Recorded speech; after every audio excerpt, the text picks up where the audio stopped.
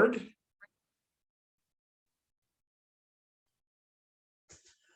right. Hello and welcome to the Man of Legacy podcast. This is episode 15. I'm your host, Coach Dennis, and here we talk about men, women, family, sex, masculinity, and life in general.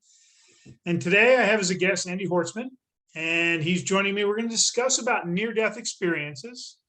And like me, you're a dad, you're also divorced. And thank you for joining me today. Yeah, glad to be here with you, Dennis. Definitely glad to be here today. Yeah, and last year on the same day, one of us attempted a half Ironman and did not have the success he was looking for, but you did your first half. Yeah, I did the Delaware half Ironman. It was one of my goals when kind of the divorce bomb got dropped on me. I started doing things I wanted to do and smoked that time on that thing for sure. Were you sub 5? Yeah, 4:52. Okay. I literally in my head was thinking, I thought he was like 4:53. Like I knew you were under 5. And folks, to put this in perspective, I have run a marathon that's been about a 4:40, 4:50. I've never broken 6 on a half on all the halves I've done. I've been a pretty consistent 7 hours, 6.5 hour guy. So that is, what type of bike speed was that? 23 plus mile per hour. Okay. Yeah. You have a much better bike motor than I've ever had. And you registered to do an Ironman this fall, did you not? Yep. Yeah. You gonna do Florida? Yep. Florida, November 5th, Florida Ironman. And show me how your training stands right now. Let's see if I can get this camera down far enough. But that looks like a wheelchair. All right. That might lead us to talking about, tell me about what happened on April 30th. Yeah, so I had all my kids at home, living an amazing life, as we always talk about, and I was just mowing grass, right? So I rolled a 1,365-pound zero-turn mower off a retaining wall and got trapped under it. As I rolled over, my ball and socket, found this out kind of later. It didn't really hurt when it happened. The ball of my socket that goes to your hip blew out the backside of the hip and shattered that up. And then I got pinned. So it I was under there an hour and a half. Couldn't really wiggle much, couldn't move much. My right arm was trapped, and the bulk of the weight of the mower was on my rear right shoulder here. So you were face down? Face down, yeah. My head was turned. I could just lift my head up about a half inch out of the mud. My right arm was straight out, and my left arm was kind of trapped like this. And I could move it. So kind of where I was, there was mud and everything, and I got basically coated in mud. And I would dig out from in front of my face so that I didn't have mud and water while I was trying to breathe. And like the first 15 minutes of this goes by, right? And times are kind of estimated, but because I know when I went out mowing, and later on, I know when I got on a med flight. I straightened my left leg, even with it blown apart. And to know the severity of that leg, it was a level 4 hip surgery. The doctor let me know there's only 4 levels, and it was a 4+. There's nothing really beyond that you can destroy. So I straightened that leg out. I got my right arm out there. 15 minutes goes by. That right arm just goes numb. It's useless. I can't feel it anymore. I tried lifting that thing. I couldn't do nothing with it. But what it was doing is that mower was squishing down on my chest. So all I did was, it was like I was swimming and not able to come out of the water. So I just sat there, trying to yell to get someone to help me. And the yells didn't really come out too great. So this actually goes by for an hour and a half. I had given up at 15 minutes in. I had made my peace I knew what was most important in life. And there was a couple gasps and enough adrenaline kicked back in. I would shove up on the mower and it would dig into my right shoulder more, and I could get just enough air to not pass out. So I never pass out during any of this. Go ahead, Dennis. You had a question. I didn't want to interrupt. I was just wondering, were you in a lot of pain or was there no pain? Yeah, so it was the most excruciating pain I've ever felt in my life. My leg didn't hurt at all, but I hurt so bad I just wanted to sleep, and couldn't. I couldn't. There was no options to anything. When they ask you on a pain scale 1 to 10, that was a 10. When I was at the hospital for the next 2.5 weeks, everything they did, I think the pain scale maybe hit a 3 or a 4. I cannot describe it. It was excruciating. Probably a good thing your hip wasn't additional pain. Yeah, and I was as lucky as you could be. That thing shattered bone. It didn't hit an artery. It didn't sever nerves. I will hopefully walk again in 8 weeks. That depends a lot of x-rays and a lot of healing. But I had amazing doctors throughout it. So this kind of goes along. I'm underneath there, and there was only like 3 phrases or so that I spoke. One was "fuck," like this hurt, and another one was "I love you guys." So life got real simple. I have 3 kids, and I am dating an amazing woman. So those were the 4 things that were most important to me at that time. I was accepting my fate, and everything else really didn't matter anymore. So when you're looking for clarity, that's not the right way to go get it, but it will show up that way. Yeah, I know we talked a couple weeks ago and I shared my getting pinned on the bottom of a river in a canoe back before I had kids. And you're right, it is surreal when you accept the fact that this is it and I'm done. And it's kind of peaceful, isn't it? Yeah, peaceful but painful. Yeah. You had pain. I had just no oxygen. I wasn't in pain, but I was just like I said, it was just a very odd realization for me back then. And when I laid my motorcycle down last week, I don't consider that a near-death experience at all, but it was a reminder about how fragile life is and how we need to really prioritize. Stuff isn't what matters. Yep. Yeah, I came out of it. Every last insecurity I had seemed to get blown out of the water with this. Like, I still worried about money some, and that didn't matter.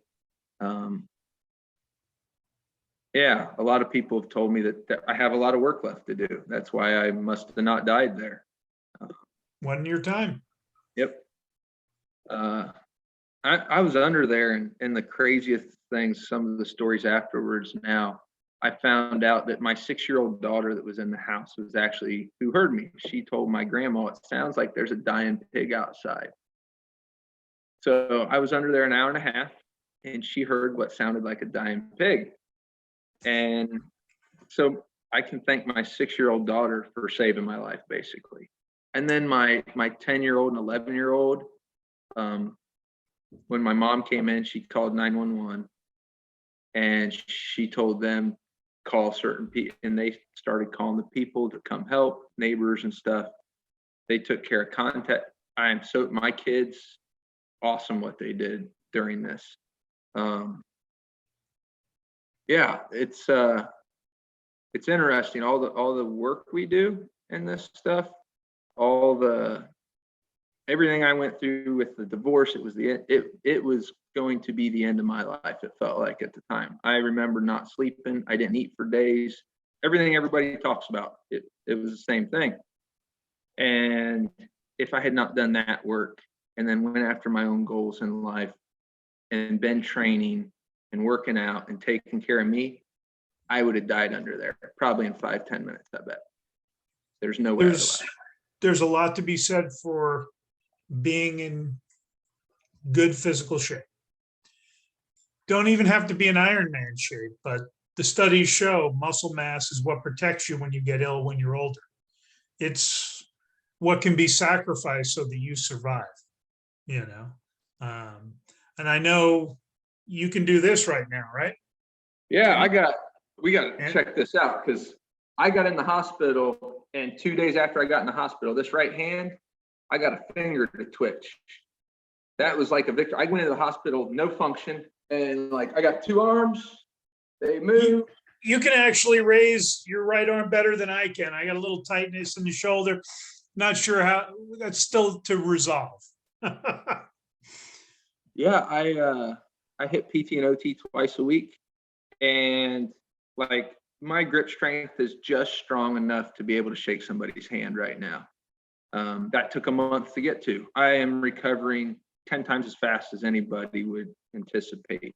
I think I'm the only person I know with a brachial plexus. I can't even say the word right, but where this thing pinched me was inches from your spinal cord between your L3 and L5, and it basically smushed the nerves to where they no longer work.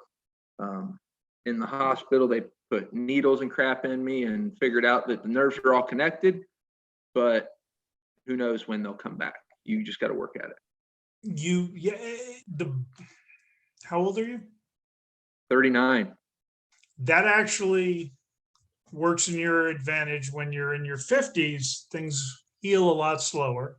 It gets tougher along the way. But you're right, there's no guarantees. However, everything right now is pointing towards, we'll call it full recovery, full functional use. Do you have any goals besides full functional use? Yeah, so I did a full Ironman last year and did pretty good. Had a couple kind of medical things during it, and I did a 10-hour and 45-minute in Muncie, Indiana. First Ironman I ever done. And I was training this year, and I was on pace in Florida. I was shooting for sub 930, which at my age group is a good possibility of qualifying to go to Kona for the World Championships in Hawaii. The Super Bowl of triathlon and Ironman competition. I've had fantasies about it. Nothing realistic, because I don't have a good bike motor. Yeah, so that was my goal. That is still my goal. Medically, I may not be able to run. I may have an option, as the doctors have kind of told me, is due to all the damn, like there's more steel in me than a skyscraper at this point. Due to all the stuff in my hip, the option may be, hey, you can probably run a marathon. You're tough enough too, but you may destroy the hip doing it and then not be able to walk. And you have to get to age 50 before we can do a hip replacement, because it will only last 15 years. So if you start looking up power walking, the world record is 5 minutes and 31 seconds. I figure if I can get close to that, that's as good as running. The goal right now is to still do as fast as I did before, to be able to power walk a marathon, improve my bike and swim enough to beat my PR. And who knows, maybe there's more in the tank than that. I like it. It's nice to have goals. They say stretch goals are a good thing. Yep. What do you think your biggest aha is from this event? So one of my hardest things, some of the other guys find their mission a lot faster. I was still finding my mission. And I, for the last year, have said, I hope I am brave enough when my path comes where I can take the easy road I'm on. I have a great job. I make good money. I have great kids. I have them half the time. I have a great life. it would be easy to coast, right? Well, this all happened and I was in the hospital, and I come in with a neck brace and they clean the mud off me and they take my admittance picture for the hospital. And I am just grinning ear to ear. I'm the happiest SOB in the hospital. Who's almost dead. Yeah, I'm just happy as can be. I end up in a traction bed with weights hanging off. I can't get out of bed. I'm in there for 3.5 days before they put me in surgery. Every single person that came in, all I wanted to do was know how they were doing and smile. And it ended up to where when nurses would pass me over, his picture is exactly what you're going to get when you go in there. This guy is like the happiest son of a bitch in the hospital. I ended up being able to help. There was a guy that was serving food, and the first day in, man, he was hard to reach, but he was like, I asked, how you doing today, buddy? And he goes, I'm depressed. And he just stormed out. And then the next day, I asked him again. I was like, hey, you're going through something rough. How you doing still? Oh, it sucks. I said, hey, give me a second. And he gave me a second. And I gave him something I learned to do, right? I learned during that deep, dark part of a divorce where like you get hit with the bomb and the world's ending. Start writing down every day 3 things you're grateful for. Doesn't matter what they are. They can be that I woke up today. I was able to brush my teeth. I went and got groceries. I don't care what they are. Then they might get bigger and bigger, but whatever you're grateful for that day. And then 3 things that you love about yourself. It could be that you got blue eyes. It could be deeper than that, that maybe you have a great heart. You're sticking up for your kids. Maybe it's something more than that. But whatever you love about you and whatever you are grateful for, not anybody else. This guy comes back the next day and you could see him smile just a little bit. And he was like, hey, thanks a ton. It really helped. And I didn't get to see him again, but I told him, hey, do it every day. It'll keep helping. So there's lots of other, like the whole time I was in the hospital were stories like that. I realized I'm supposed to motivate people. I'm supposed to inspire people. This was my big aha moment. I'm supposed to motivate people somehow. And I think that's to be a motivational speaker. And that's what I'll start working towards. If you complete another Ironman, it really is when you complete another Ironman, you kind of have like the textbook perfect story to tell because while you have goals time-wise, Andy, you and I both know it's about finishing it. Yeah, I'll finish that's just a mind thing. Yeah.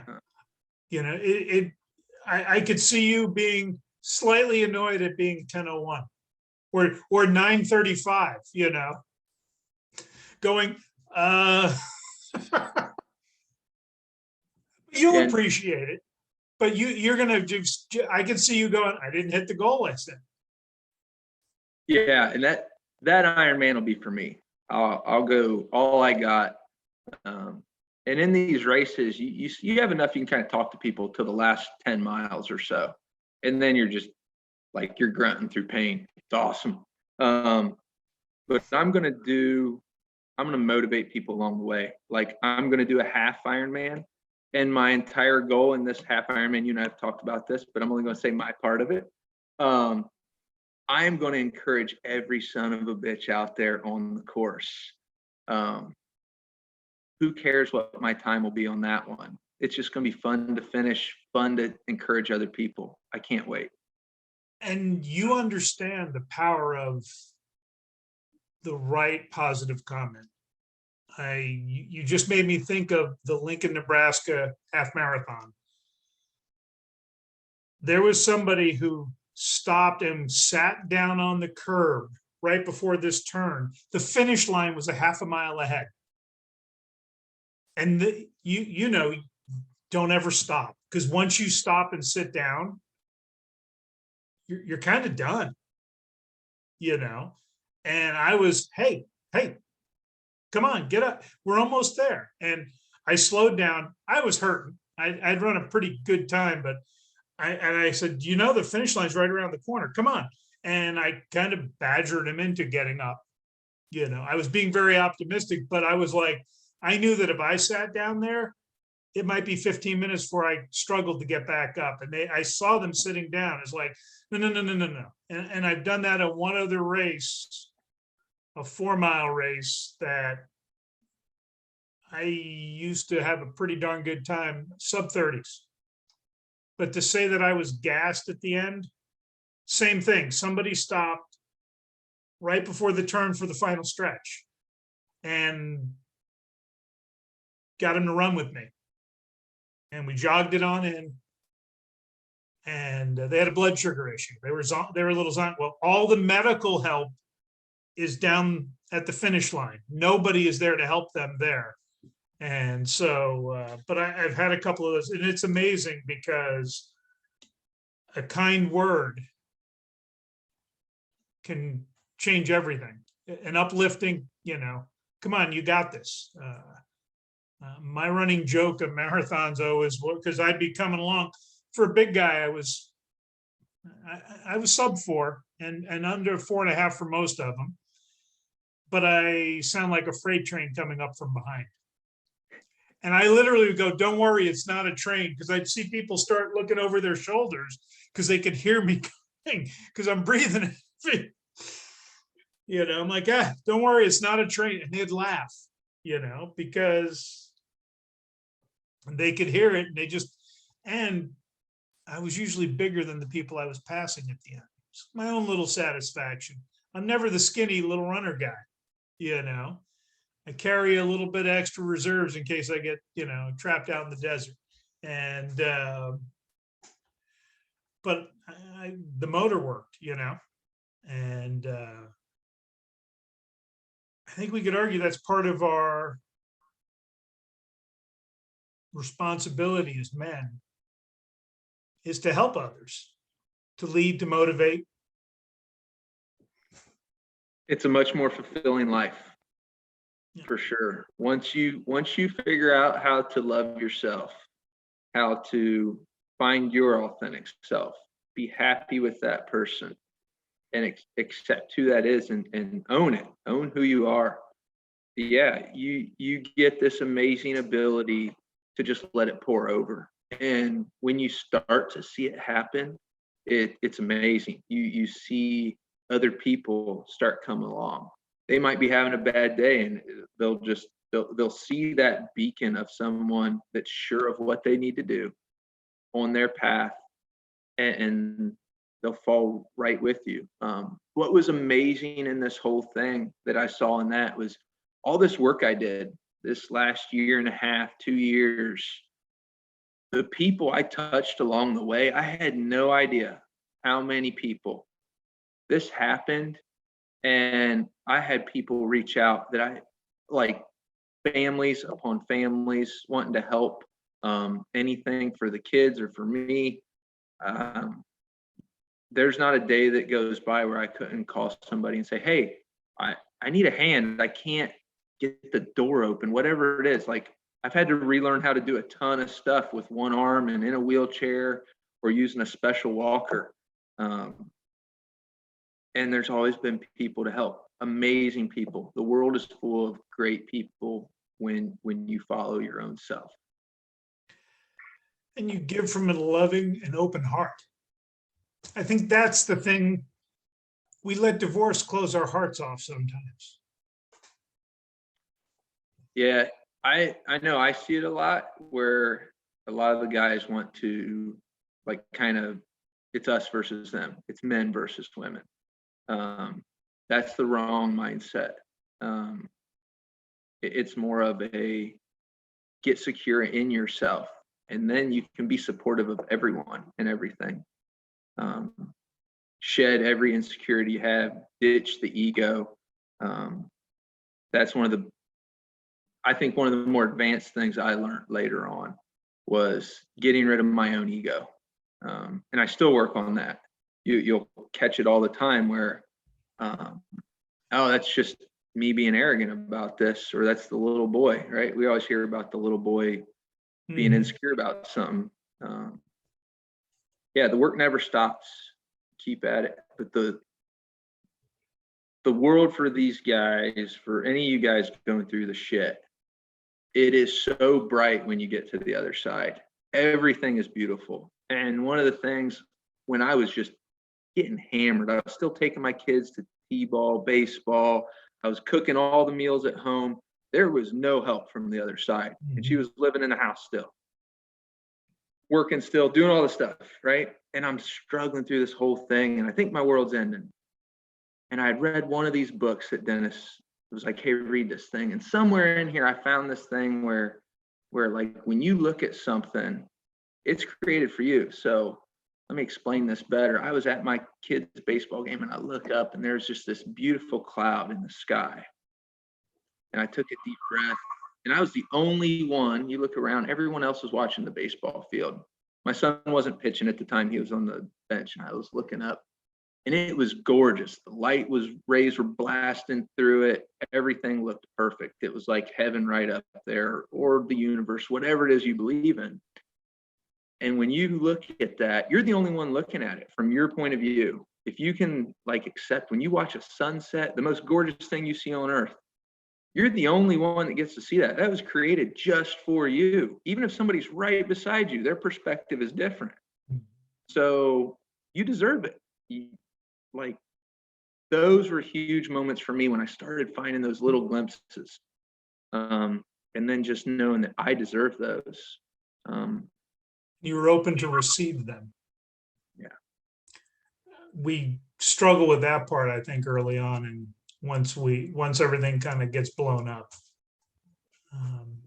I've been having my morning coffee when it's not raining lately in the backyard by the fire pit, and I get the bird parade or the gang of squirrels playing.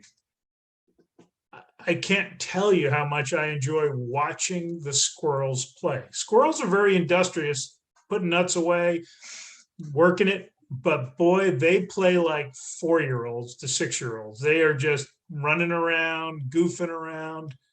And, I've got all sorts of birds in the backyard. I'm going to eventually get a hummingbird feeder. I just haven't gotten around to it because it'd be nice to add some more of those to the mix. I've seen one, so might want to reel some in just for my own pleasure to watch them. It just makes having that morning cup of coffee that much better. Tell me about your bracelet. You've got a bracelet on there. Yeah, so it's gonna be hard to read because it's gonna be backwards in the camera. So it says loving. No, it's correct in the camera. Okay. Yeah. So I kind of got the divorce bomb drop, and it was, I think, around Thanksgiving roughly. It was real close to there. Got that bomb drop and I was utterly blindsided. Now I would have noticed a lot more stuff. My now 10-year-old daughter for Christmas made me this bracelet. At the time, I had just learned about how important it is for, like, a lot of us men. We don't want to accept anything. We want to just take care of everyone. Like, I just want to take care of my kids. I don't need any help. You don't need to help me. What you need to know is when you do that, you're shutting down one of the best ways of connection for someone else. So for my kid, she made this bracelet and she gave it to me. And I had just really learned about how important it is to others. It's not you getting the good feeling when you get the gift. It's actually that person giving it to you. Like, it builds connection like crazy. So my 10-year-old daughter makes this and she gives it to me, and it was the best thing, right? Like, one of my kids on their own made a Christmas gift and it said loving. And that was literally the thing I was working on, was to love myself. And guys, it's okay to cry. Like, it was the coolest thing I've ever been given. I have only taken this thing off to race triathlons because I don't want to lose it in the swim. And I was trapped under a motor and it almost fell off. When I got thrown on the med flight, they cut all my clothes off me. They hooked everything up.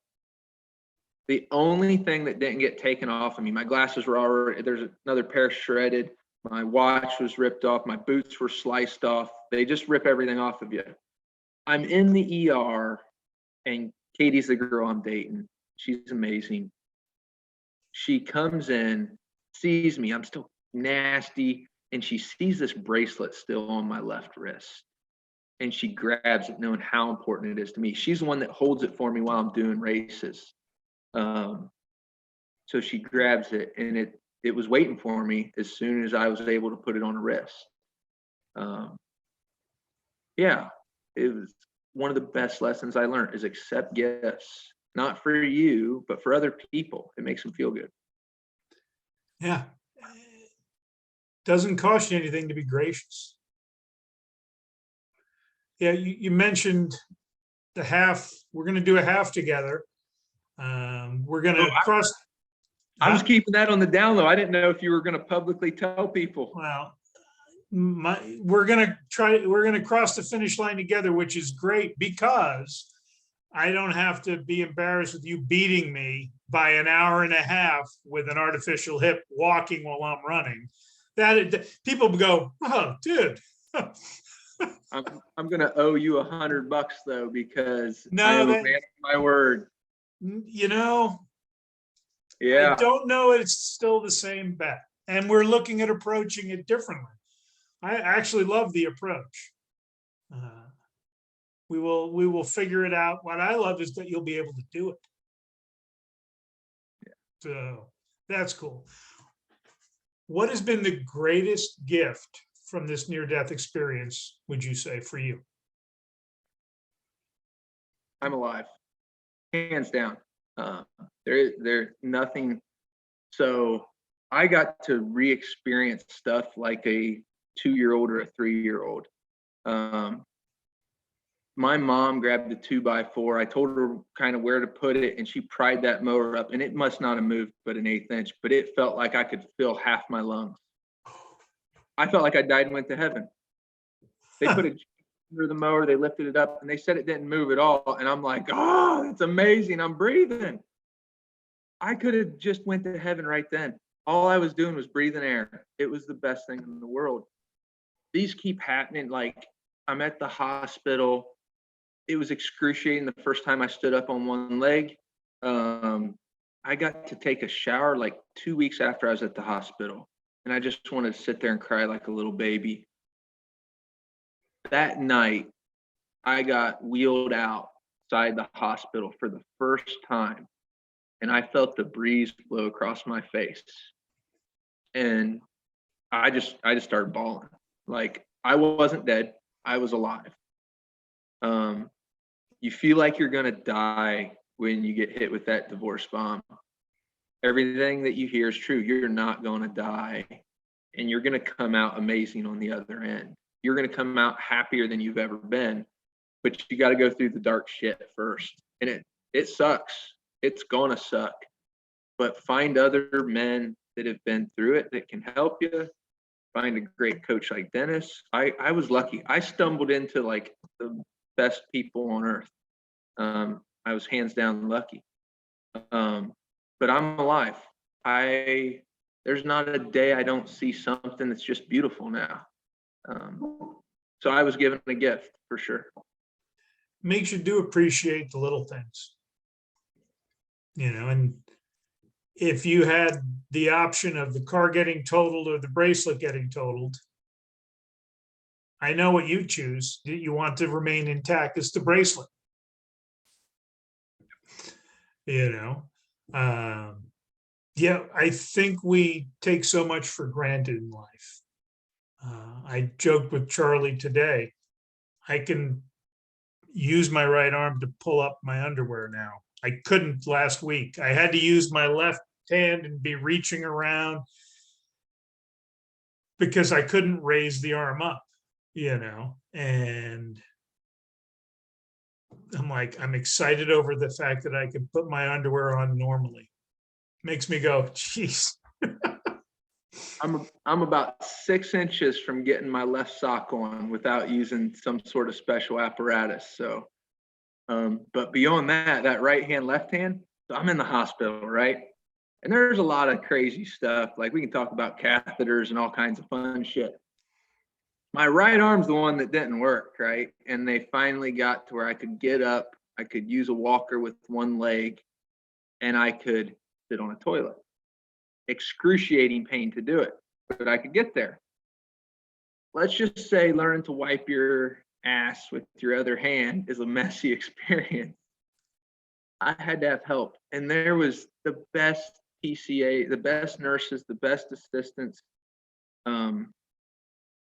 And a lot of guys cry. I was just grateful. I thanked every person in that hospital. I was so thankful they were there to help me. And I let every one of them know. I gave the nurses every flower and everything of cookies and chocolate that I got. Yeah, I would let them know at the start of the shift, hey, this is the party room. We're going to have fun, but we got to have a deal. If you get me a popsicle, I'll be the best patient you got. So they give me popsicles. Like, it was simple stuff. Then it's life becomes so simple. You mentioned Katie.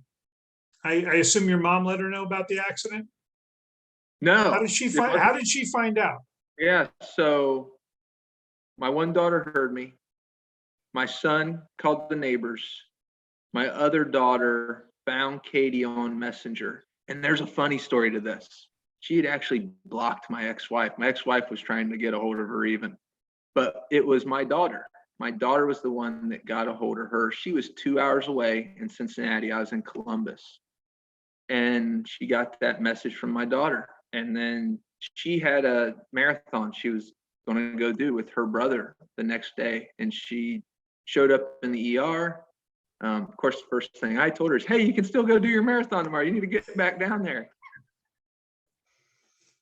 Dennis, guys, you can pick a winner. And maybe the one you're still with or still working on is that winner. Maybe they just have stuff to work through. I did a bunch of work. I found a woman that had done work on her. And I didn't even know it starting out.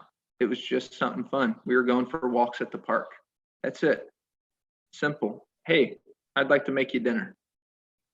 And listen, I work on it today. I will try better to listen today than I did yesterday. You can always listen better.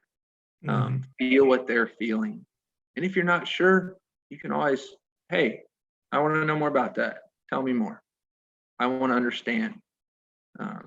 We are not women and they are not men, and don't try to make them into one. No. Yeah, the women are not hairy men, and men are not, they're not women with, or men with boobs, we are completely different, and it's what makes them so awesome. No. Yeah, I think actively listening, connecting. I can't imagine what she was thinking driving 2 hours to not knowing what she was coming into. Yeah, I asked her about that, and it took 2.5 weeks until 3 weeks. It took until I got back home. She wanted to put that to the side, and I agreed. And then when she was ready, she was able to tell me what she went through. What I didn't realize while I was in the hospital, I was just happy to be alive. My family, Katie, everyone else was scared shitless. It was hard on them. For what I learned was basically till after the major surgery was done. And then it got better for them. For me, it was like the entire world opened up in a whole new way. And then it took it was 4 or 5 days in where I finally realized, oh shit, like this was hard on all of them. They kind of held all that in while they were in front of me. And What I found out later was what made it easy for them was how optimistic and positive I was in the hospital. Like, one of the comments I told a doctor, Dennis, was they went, "Hey, you maybe shouldn't ever run a marathon." And my question was, "Can I walk?" And they went, "Yeah, you can walk." I went, "Well, that's fine. I'll just swim and bike faster, and I'll just walk the marathon and finish Ironman. It's no big deal." Like, my doctor started realizing, okay, there's no way we're stopping this guy. We just got to figure out how to patch him up enough that he doesn't destroy himself. Yeah. And at the end of all this, yeah, you probably need a hip down the road, but maybe it's 60, And maybe not at all. maybe not at all. But the quality of life leading up to that is going to be amazing. You're already on that path, but it's only going to get better now. I think one of the biggest mistakes we make as men, society, is sleepwalking through life. This is the way it's supposed to be. We exist instead of live. I don't think you're going to have that issue. No, and the B rules out of one of those, but like, okay, so this is how I explained it to somebody. Hey, the rate at which something falls is negative 9.8 meters per second squared. That's the acceleration rate of gravity. Now you guys all know I'm an engineer type, and that's kind of my thing. So that is a fact. That is what it is. Like, the speed of light is this, the speed of sound is this through whatever air. Those are facts. You can't change them. Most everything else is just a made up set of rules. Because a person says this is how it should be, that's just bullshit. You get to choose. If everyone says, oh, you have to get married before you have kids, bullshit. It's really up to you.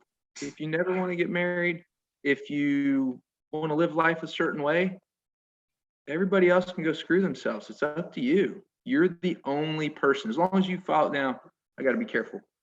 You got to follow your values in this. Well, that goes without saying. Yeah. But Code of the Extraordinary Mind, Vishen Lakhani talks about rules, the bullshit rules, like what you're saying. Well, you can't do this. Why not? Well, you just can't. Yeah, you can. Why can't you have fun and do amazing things? You don't have to be miserable in life. A lot of people choose to stay in what should be an unacceptable situation because, well, I guess it's the way it's supposed to be. Yeah, you hit on something there, Dennis, and you explained it to me really well. I didn't realize it. And for some of the other guys, they're going to, like, this will resonate, or they'll see it in time. Some of them, maybe it was a decent relationship, but a lot of guys, you're a frog in a pond and you get boiled 1 degree at a time, and you kind of lose yourself. You lose your nuts, you lose your values. You do this for certain reasons. Many of us, hey, we got kids. Some of us, like me, I come from a divorced family. I didn't ever want my kids to go through that. I did everything I could do. So I got boiled 1 degree at a time. I was a fried freaking frog at the end of this thing.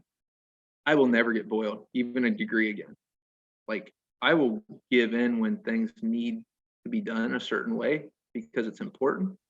But to give up my values, what I believe in, no, never again. Once you start living by those values and you have firmly established your boundaries, your values, what you will and will not tolerate, it actually makes life easier. I spoke with a man yesterday. He made an exception in dating somebody. She smokes occasionally when she drinks, and well, she drinks all the time, it turns out, which means she smokes all the time. And he said, yep. And we talked about reevaluating your standards around that. Because like me, I'm a zero tolerance to that, I don't apologize for it. I'm not judging them. It's just that doesn't work for me. It's not a reflection on you. It's a reflection on these are my values. These are, and I think you get to live a better life if you are true to yourself first. Yeah, you mentioned, I got something sitting right here. I'm gonna pull it out. You gave me this idea, Dennis. It was one of the coaching things. I have a card here. Now I won't show you the other side, because the other side is what Katie wrote.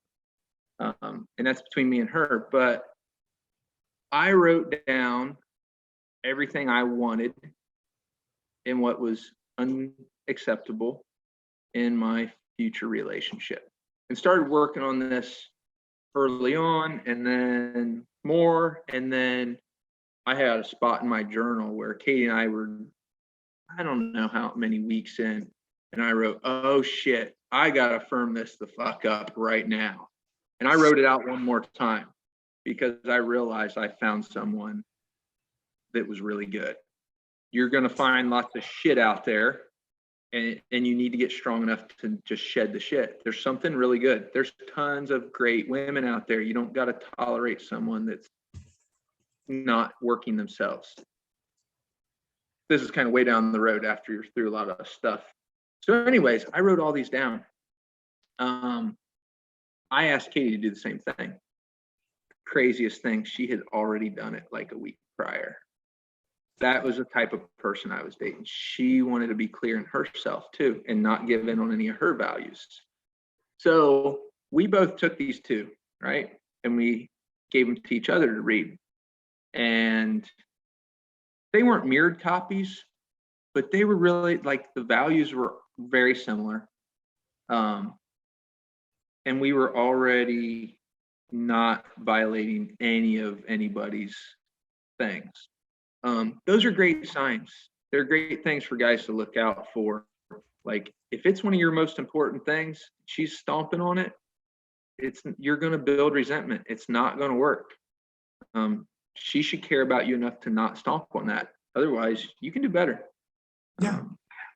And that doesn't mean there isn't a ton of guys that's a perfect match for her out there, As I say, there's 24,744,317 people out there for you. And like you, I found one of mine with Melanie. Now, the only difference was I assigned her the assignment of the qualities she wanted from a partner and the deal breakers.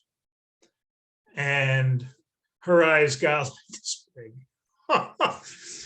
Now, keep in mind, she's a counselor, a therapist, and a coach, and she's assigned this to other people as something to do, but she hadn't done it herself, partially because it was part of it coming through her own healing.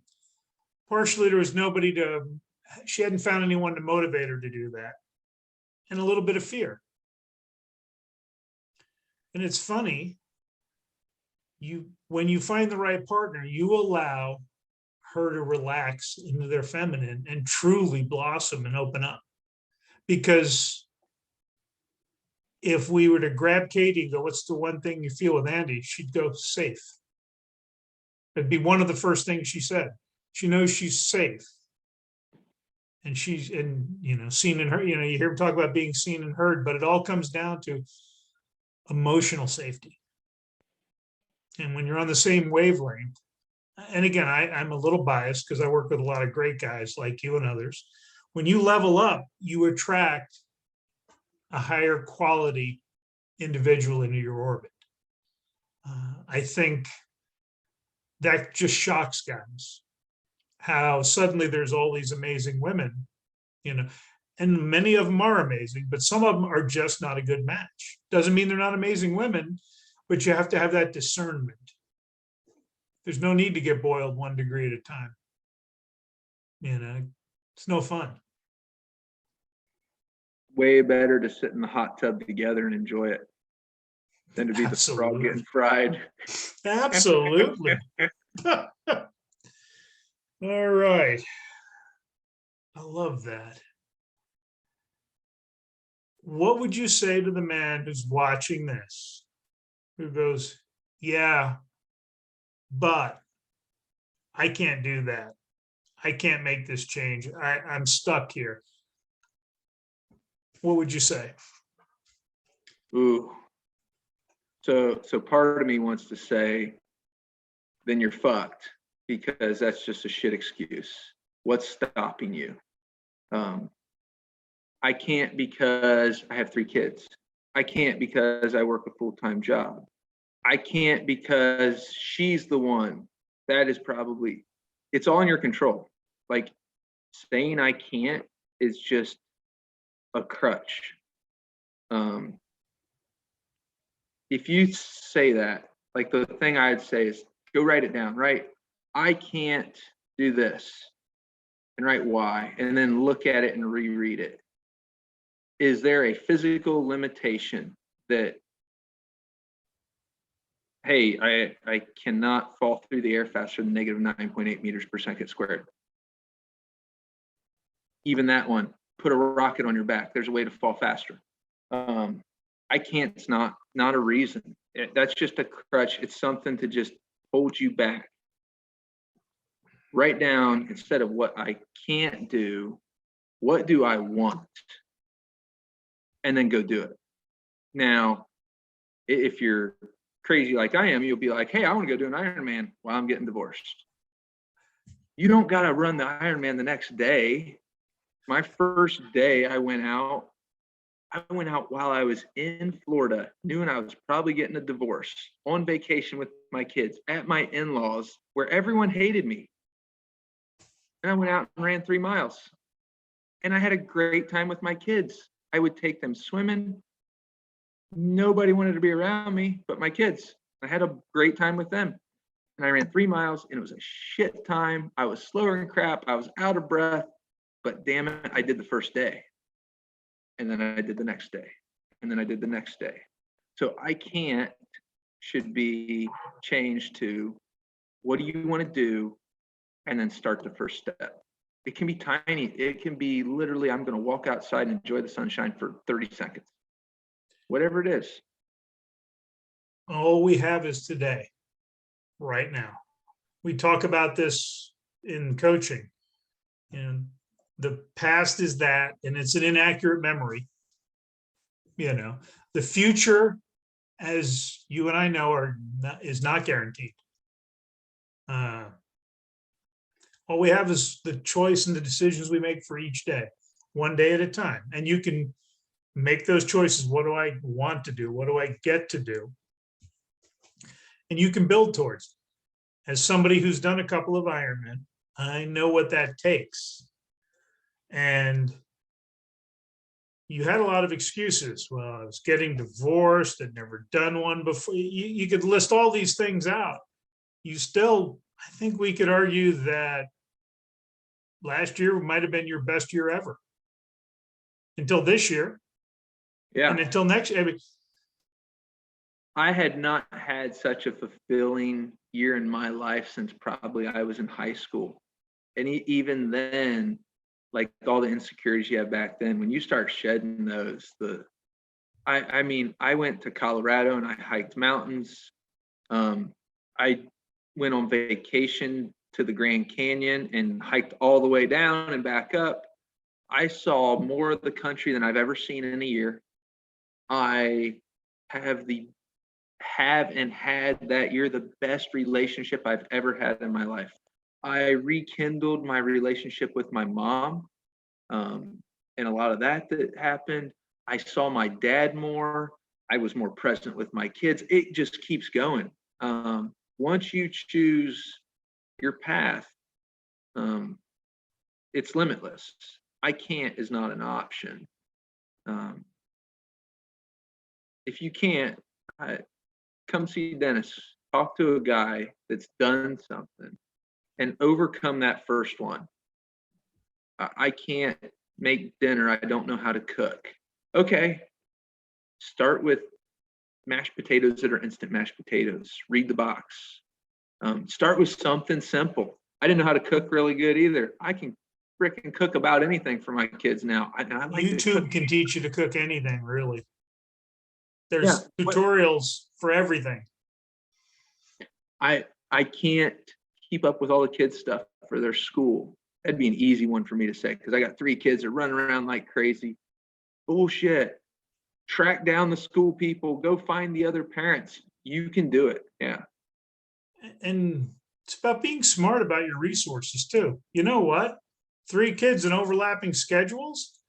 Bet you better know some of the other parents because you can both help each other.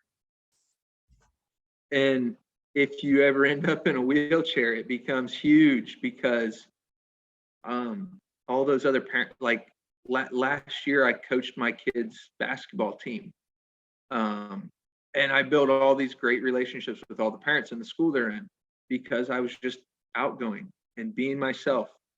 And now I have all these people that want to help. So they help get me rides to everything. Yeah, you guys can do it. Anybody can do it. And when you fully step into loving yourself and being your authentic self and not looking, what can I get out of life, but you live open-hearted and are giving from a loving and abundant heart, it's not surprising people want to help. You know? Yeah. But for the guy who's listening, who hasn't connected with his friends for months, who's facing a divorce and is isolating himself, that's what's going to kill you. You need to do the work. You need to engage with other men. Absolutely. And it's one of the reasons Sven, Charlie, Matt, and I formed Mentoring Men, is to create a community to help build and foster these connections and have resources for men, because we see it all too often. There's a formula for, I hate to say formula for divorce, but get married, stop doing less with your friends. Kids, stop doing even less with your friends until it's almost non-existent. Focus only on work and kids. And when the marriage goes south, you're not the guy you used to be. I have guys that are shocked when one of the first things I have them do is reach out to old friends and start rekindling those friendships, make some connections, and it's like, well, how's this going to help my marriage? I'm like, well, first off, it's about helping you. You haven't figured out if you want, the question, do you really want to save the marriage? Is it something worth saving? I know that man is worth saving. Yeah, there's something there, Dennis. The last 2 questions. The thing I remember is, and that's all you care about. All you care about is saving the marriage, right? It is almost impossible to objectively look at it at that time. You got these rose-colored glasses on where like she's perfect still in your eyes and she's not doing anything wrong. And then there will come a point where, holy crap, you realize now maybe you have to do the work. Maybe you were abusive. Maybe there's stuff you need to work on. But some of the other guys you're going to run into, okay, I didn't make her feel safe. That's what, for me, it was emotional safety. I just got beat down. And I had a covert narcissist. So it was really hard for me to figure stuff out. And eventually you may find out that this person's never going to grow. Like I went down that growth path, and I remember a call with Dennis where I was like, hey, this might come up. I kind of can see it coming. And the kid's mom came and I had told her, hey, I'm on this path. I'm going to make it to this mountaintop. I'm going to work on me and become better. And I had it very laid out what I was going to do. And I simply invited, hey, if you want to come along, I'd be glad to meet you there. And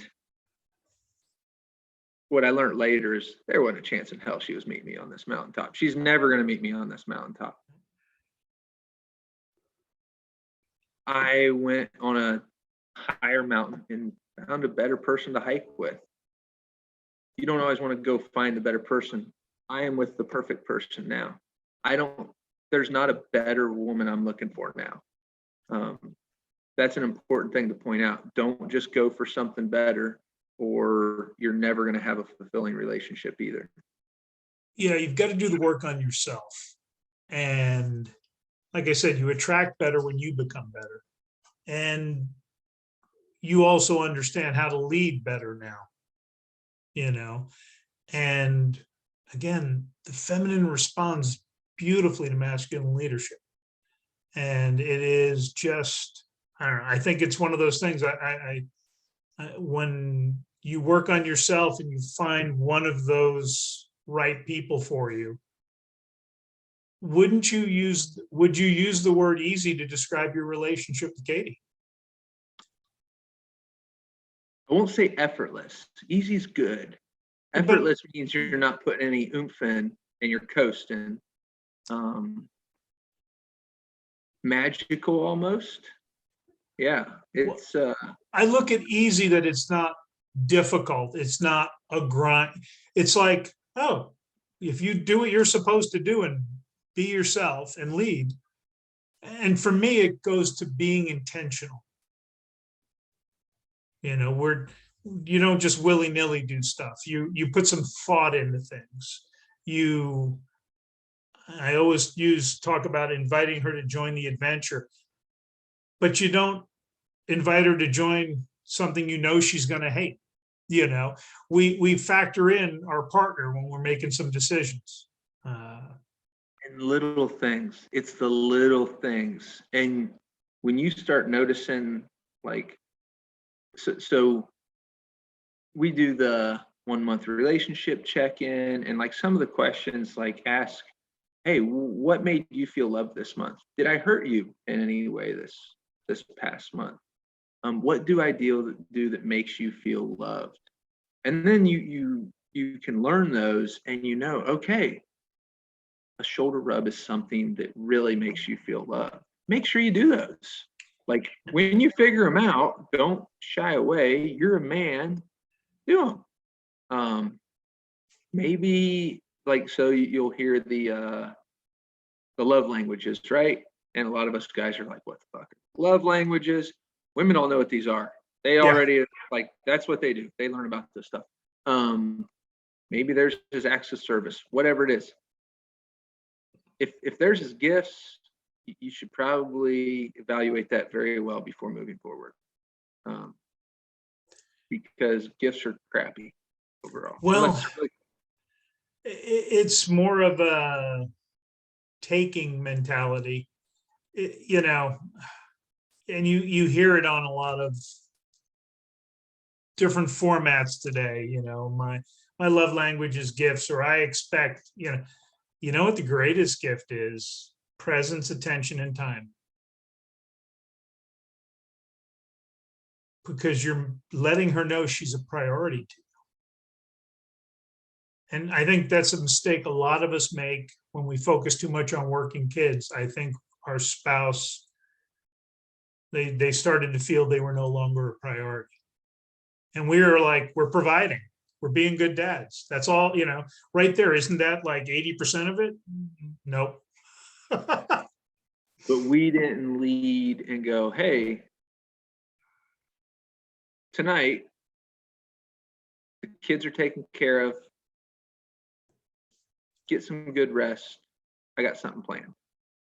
And then take her on an amazing date somewhere she would love to go, that you want to go also. It can't be just for her. And have a great time. And don't pull your phone out. Don't watch, like, if you can, like, set your phone to the side and turn your TV off, you can open up a whole world. Kind of a good experiment if you want to do it. Next time you're out at a restaurant, maybe you're not on a date, maybe you're just there. Look at the other people that are on dates. You'll find the totally disengaged ones where two people are on their phones.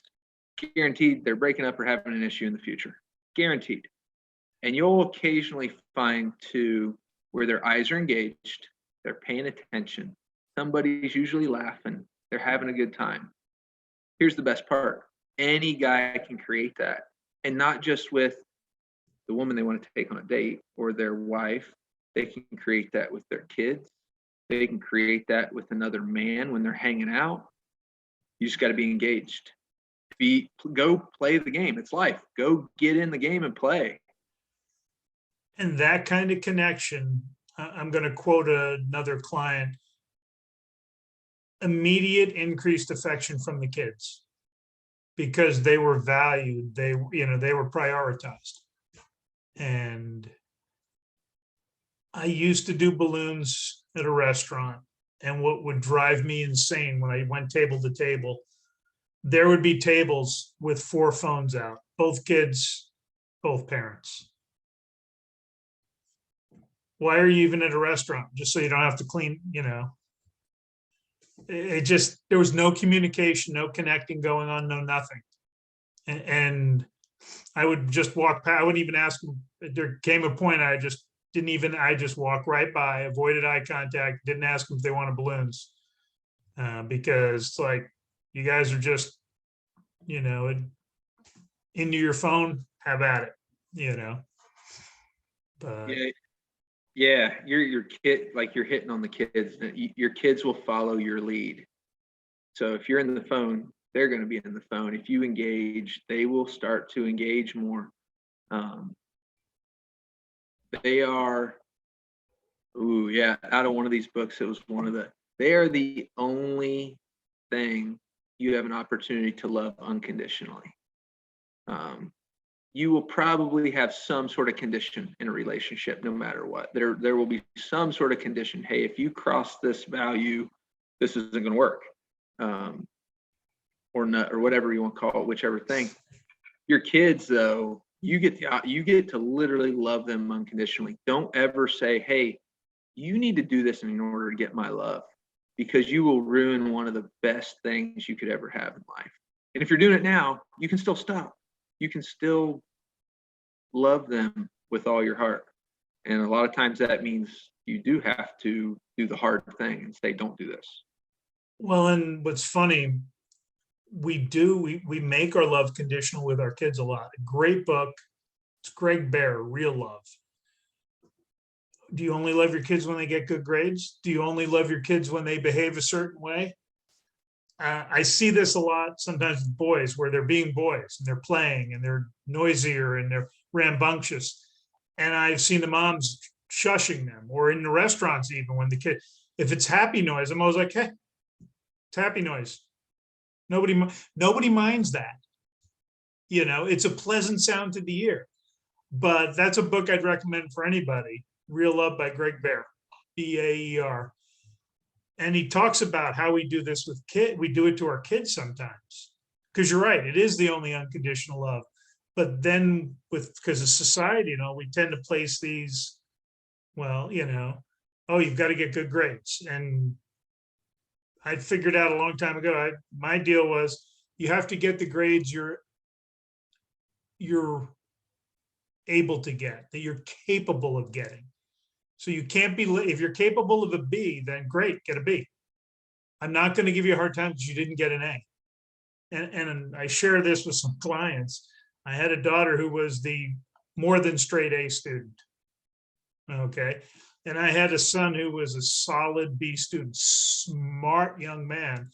Every parent teacher conference, Will's got a solid B. If he put in more effort, he could easily have an A. It's like, why do I want to spend 10 hours more a week studying to get an A? It does. He understood that it didn't really matter. And I'm not saying grades aren't important, but he understood he had good grades. He just didn't have a great grade. And he had other priorities because he was a high school wrestler. He had a life. He had, stuff he wanted to do. And I look back and I go, he might have been smarter than all of us. Because I underachieved in high school. I have a daughter who overachieved. I have another daughter who did amazing. But at the end of the day, nobody cares what your high school grades were. I've had one person ask me about my high school grades my entire adult life. It was in a job interview. So what were your grades? And I panicked. I've never lied in a job interview. And I thought about it because I'm like, I went into the top 5% to get into that private Catholic high school, and I was like at the bottom 5% coming out. I was more focused on work. And I've seen studies, and I understand why now. there's a lot of people, they peak in high school. They don't continue to grow, improve. So he never wanted the top 1% in high school. He wouldn't hire them because he's like, yeah, they've already hit their peak. And so my coming in here, coming out there, then joining the Army, going to college in a condensed period of time with good grades, that was attractive to him. But, we've got to all figure out what really matters. And unconditional love's a lot more fun.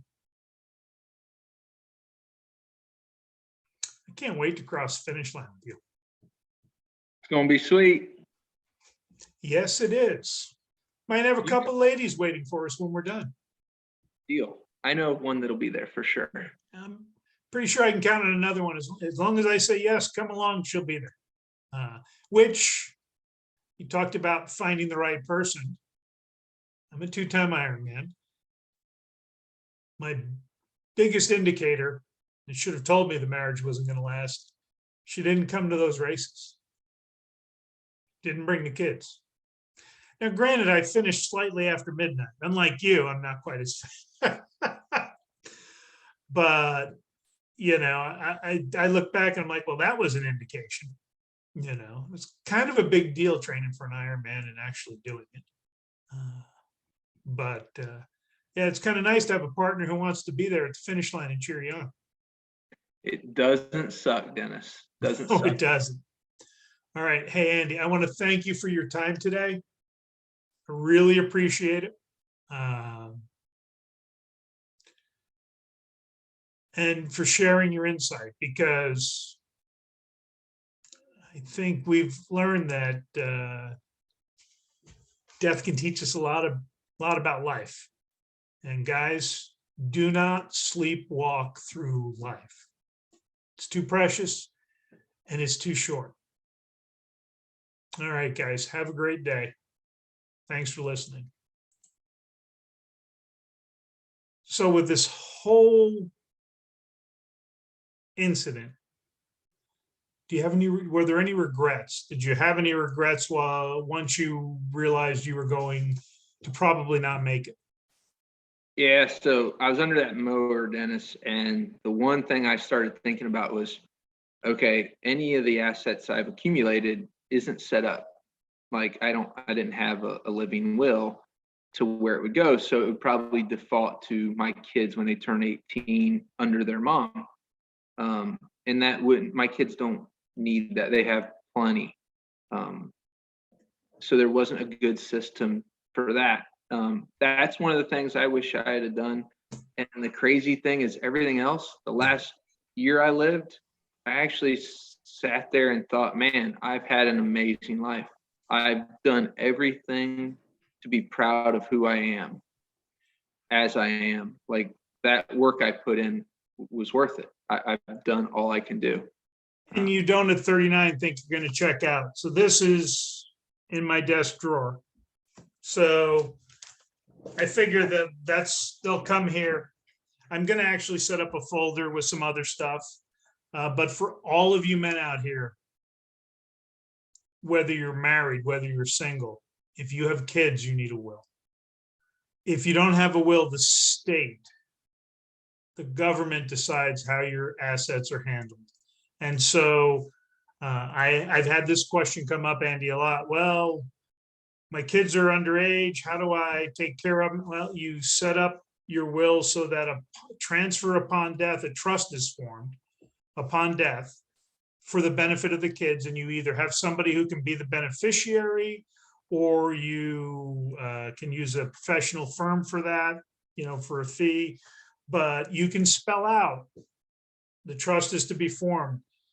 The kids get X amount for a car. They get school paid for. And then for anyone here who's thinking, oh, well, I'll leave them the money. Don't leave them the money in a lump sum when they're 18, whatever you do.